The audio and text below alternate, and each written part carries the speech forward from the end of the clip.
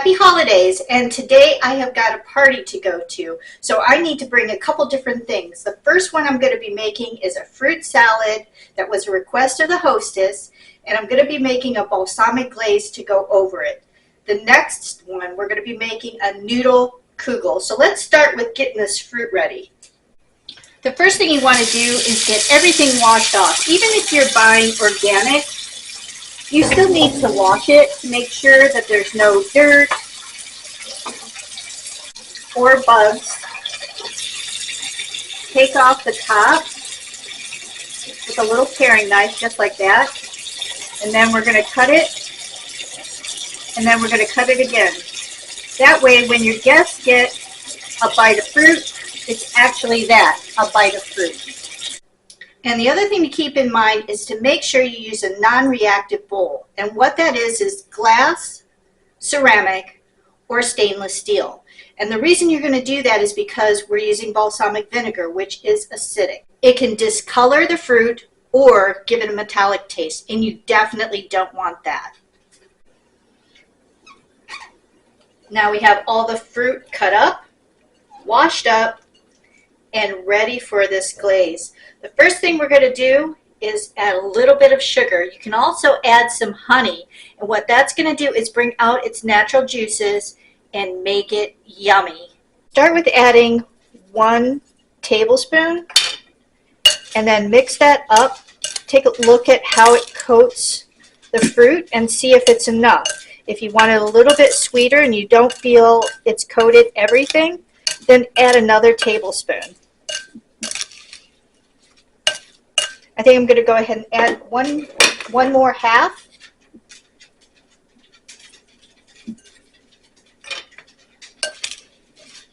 And that looks good. Everything is coated. I'm starting to see those natural juices come out.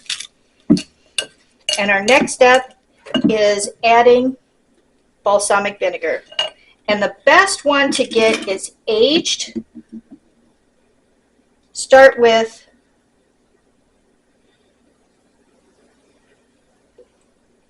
1 tablespoon. Sprinkle it all over. Mix it up.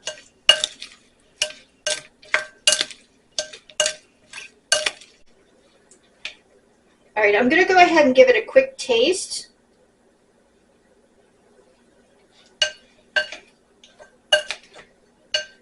And I think that is the perfect ratio. You can taste the balsamic, you can taste the sweetness, and it does not take away from the flavor of the fruit.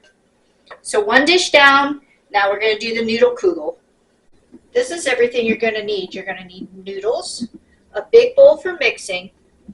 You're going to need some milk, golden raisins, sugar, sour cream, small curd cottage cheese, eggs, and melted butter, and a nice casserole dish. Now that we got all the ingredients together, I'm going to start by mixing all the dairy stuff first. So we'll put the cottage cheese in here, and then we'll add in the sour cream,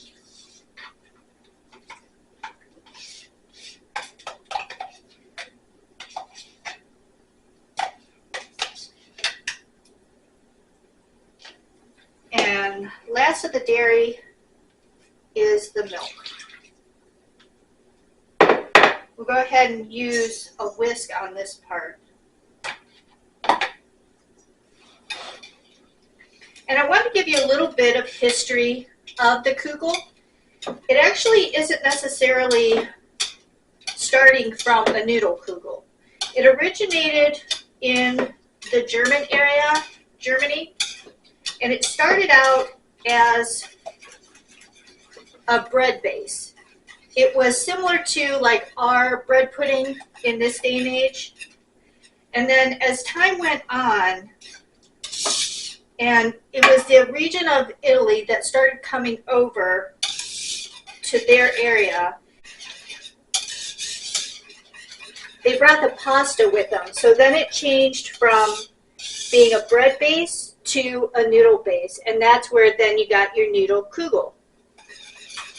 Then as time progressed and they started introducing sugars into the mix because it started becoming more readily available and it was economical for them to buy sugar, they started adding more of a sugary base or a sweet and savory. And then at that point, fast forward to this day and age, now people will use a combination of sweet and savory. They even do with potatoes, but it's based around the religious holidays. When the immigration started coming from that area, where it was Italy, Croatia, Germany, all of that, when they started coming over, they brought this with them. And that's how it ended up being in our family, because Tim's grandma and grandpa came from. My mom and dad, my dad's mom and dad immigrated here from Croatia. And my grandmother never spoke English. My grandfather spoke a little bit of English.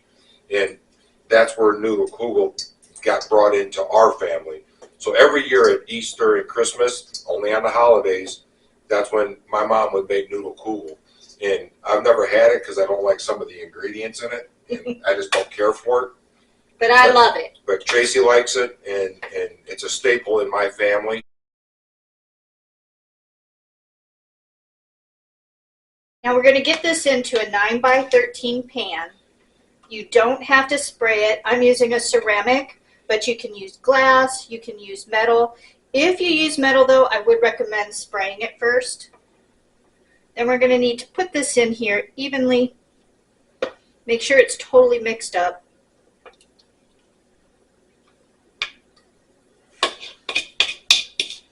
And then we're going to add a little bit of sweetness and crunch to the top, because this is the way Tim's family would do it. You can also, instead of raisins, you can add other dried fruit. If you don't like the raisins at all, like Tim, you could leave them out, but I think that the dried fruit is what really adds to them. I'm going to use the corn flakes, some cinnamon, and brown sugar, and this is what we're going to use for our topping. Make sure it's mixed up really good, and you want those corn flakes all crunched up so that you can evenly spread them out. And remember, you want your oven preheated at 350. Oh yeah, 350 is what we're looking at.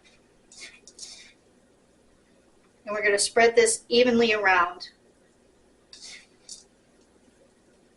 And those noodles and the sugar will caramelize. It's going to be really good. And this is a dish that not only do you use it as a side dish, you can use this as breakfast. And the best way to serve this is at room temperature. And that's the way my dad used to eat it. He used to eat that in the morning at breakfast. Mm-hmm. Cold, I love that. Cold out of the refrigerator.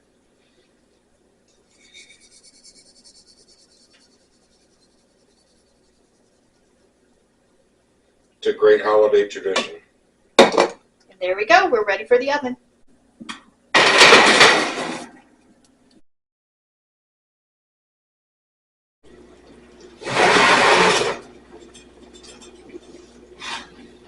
It's been about an hour. I'll show you what this looks like. And I'm going to give it just a few more minutes to brown up. It's set up nice, but I want to give it about 15 minutes more.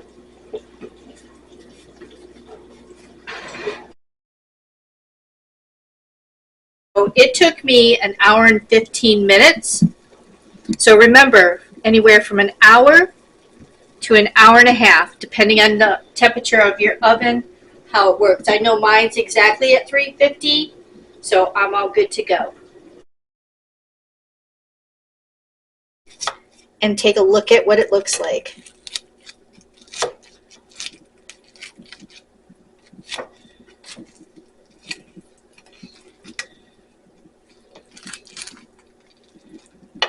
It smells so good. And there's what it looks like. Now let's give it a taste. It is just like I remembered it.